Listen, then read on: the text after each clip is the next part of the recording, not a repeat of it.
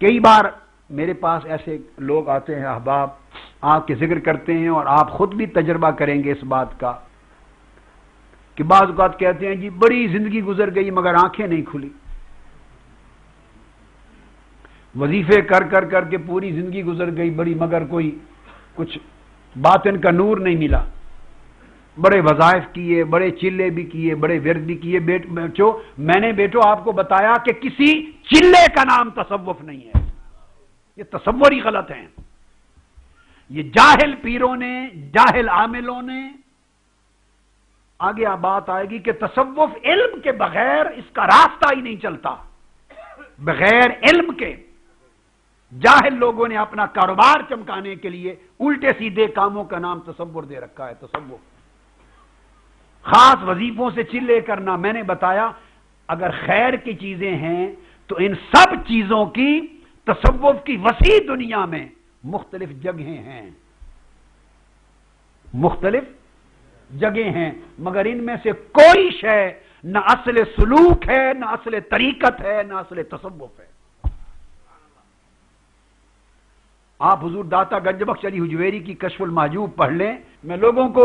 تصوف کے لیے ہدایت کا راستہ بتا رہا ہوں۔ تعویذوں کا نام تصوف نہیں ہے، یہ قمیض کو ناپنا، لمبا ہو گیا، تنگ ہو گیا، یہ تصوف نہیں ہے، یہ سب جرلو ہے، امت محمدی کی جہالت سے ناجائز فائدہ اٹھا کے گمراہ کرنا ہے، یہ شوبدہ بازیاں ہیں، تصوف نہیں ہے۔ دم، ورد، تعویذ اگر خیر پر مبنی ہوں، اچھے مقاصد کے لیے ہوں، سب جائز ہیں، یہ سب جائز ہیں۔ میں نے عرض کیا کہ ان سب کی اپنی اپنی جگہ مباحات میں، کئی مستحسنات میں جگہ ہیں، گنجائش ہے، مگر ان میں سے کوئی عمل بھی اصل تصوف نہیں، اصل معرفت نہیں، اصل سلوک نہیں، اصل طریقت نہیں۔ اگر آپ کو اس بات میں شک ہو تو میری بات پہ یقین نہ کیجئے، حضور داتا گنج بخش علی حجویری پر تو یقین آئے گا۔ ہے کوئی ان سے بھی بڑا صوفی ہونے کا دعویٰ کرنے والا؟ کوئی پیر جو یہ دعویٰ کرے کہ داتا گنج بخش سے بھی زیادہ بڑا تصوف کی معرفت رکھتا ہے؟ آپ پوری کشف المحجوب اٹھا کے دیکھیے، یہ ساری شوبدہ بازیاں، ان کا کوئی وجود کشف المحجوب میں نہیں ہے۔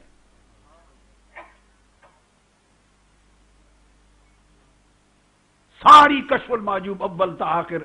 ان تعلیمات پر مشتمل ہیں جن کا ذکر میں کر رہا ہوں۔ حضرت شیخ ابو عبد الرحمن سولمی کا طبقات و صوفیہ اٹھا کے دیکھیے، امام ابو نعیم کی حلیت الاولیاء اٹھا کے دیکھیے، امام ابو القاسم القشیری کی رسالہ قشیریہ اٹھا کے دیکھیے، حضرت جنید بغدادی کے رسائل اٹھا کے دیکھیے، امام غزالی کی احیاء العلوم دیکھیے، سیدنا غوث العظم رضی اللہ تعالیٰ عنہ کی غنیت الطالبین کو دیکھیے، آپ کی سر الاسرار کو دیکھیے، آپ کی فتوح الغیب کو دیکھیے، آپ کی الفتح الربانی کو دیکھیے، حضور خواجہ اجمیر کی کتب کو دیکھیے، ملفوظات کو، حضرت خواجہ نظام الدین اولیاء کے ملفوظات کو دیکھیے، بابا فرید الدین شکر کے ملفوظات کو دیکھیے، شیخ شہاب الدین سہروردی کی عوارف المعارف کو دیکھیے۔ ارے تصوف، طریقت، ولایت کا عقیدہ رکھنے والوں، خدا کے لیے جاہلوں کے پھیلائے ہوئے گمراہ کن تصور کے پیچھے نہ جایا کرو، اس تصوف کو مانو جن کو اولیاء نے دکھایا اور بتایا ہے۔ حضور غوث العظم جیلانی کے بتائے ہوئے تصوف پر عقیدہ رکھو، حضرت شیخ شہاب الدین سہروردی کے بتائے ہوئے تصوف پہ عقیدہ رکھو، داتا حجویر اور خواجہ اجمیر کے بتائے ہوئے وظیفہ اور ان کے بتائے ہوئے تصوف کو مانو، اور جو راستہ، جو طریقہ ان سے ہٹ کر ہے وہ گمراہی ہے، وہ شیطنت ہے، وہ سب کاروبار ہے، دھندا ہے، اور اس کی وجہ سے مسلک اہل سنت والجماعت بدنام ہو گیا، سب جہالت کی نظر ہو گیا، کیونکہ ہر کوئی اپنی جیب کی فکر کرنے لگا، مصطفیٰ کے دین کی فکر کسی کو نہ رہی الا ماشاء اللہ، ہر کوئی اپنے پیٹ کے دندے میں مصروف ہو گیا، اور تاجدار کائنات ہرا سے جو نور لے کر آئے تھے، جس کی خاطر آپ نے پتھر کھائے تھے، ہجرتیں کی تھیں، وطن چھوڑا تھا، لٹائے تھے، سارا کچھ اپنے آرام اور تج کر دیے تھے، جو کچھ آقا نے دیا، جو صحابہ کرام نے راستہ دیکھا، جو تابعین اتباع و تابعین نے دیکھا، جو اویس کرنی سے راستہ چلا، جو بشر الحافی سے چلا، اور جو حضرت سلطان العارفین سلطان باہو تک آیا، یہ سارا طریق جو مجدد الفسانی تک آیا، جو حضرت میاں شیر محمد شرک پوری تک آیا، یہ غوث بہاؤالدین زکریا ملتانی شاہ رکن عالم تک آیا، یہ پوری تاریخ اولیاء صوفیاء کی جو بھری پڑی ہے، ان کی زندگیوں میں یہ قصے نہیں تھے۔ ان کا تصوف حق ہے، اس راستے پر چلتے آپ پر کبھی جہالت کا تانا نہ آتا، کبھی گمراہی کا تانا نہ آتا، لوگ اس مسلک کے اہل سنت والجماعت مسلک کے حق کا مذاق نہ اڑاتے۔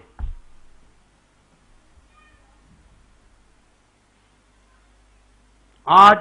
تصوف کی اصل تعلیمات کو پھر سے زندہ کرنے کی ضرورت ہے تاکہ دین کی صحیح روح کو اجاگر کیا جائے۔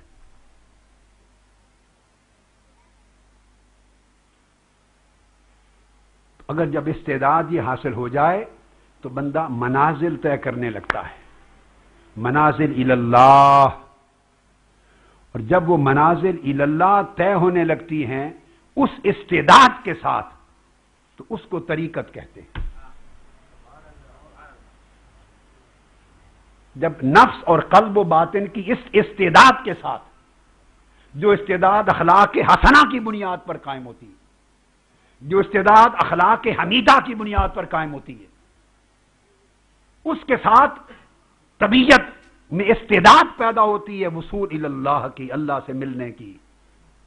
اور جب اس استعداد کے انسان حامل ہوتا ہے اور وہ اللہ کی راہ میں منزلیں طے کرنے لگتا ہے تو منزلیں طے کرنے کا یہ عمل طریقت کہلاتا ہے۔ اور اس طریقت کا پہلا دروازہ شریعت ہے۔ اس طریقت کا پہلا دروازہ شریعت ہے۔ تو شریعت اصل ہے طریقت کی، شریعت اصل ہے طریقت کی۔ آج کل ایسے لوگوں کی کوئی کمی نہیں جنہوں نے ملنگی تصوف ایجاد کر رکھا ہے۔ کئی کڑے والے پیر بھی ملیں گے آپ کو، کڑے پہنے ہوئے، سب چوغے پہنے ہوئے، نہ نماز، نہ روزہ، نہ حج، نہ زکوٰۃ، نہ حلال و حرام کی پرواہ، نہ فرائض کی، نہ واجبات کی، نہ سنن کی، نہ مستحبات کی، نہ شریعت محمدی کی، نہ طریقت اولیاء کی،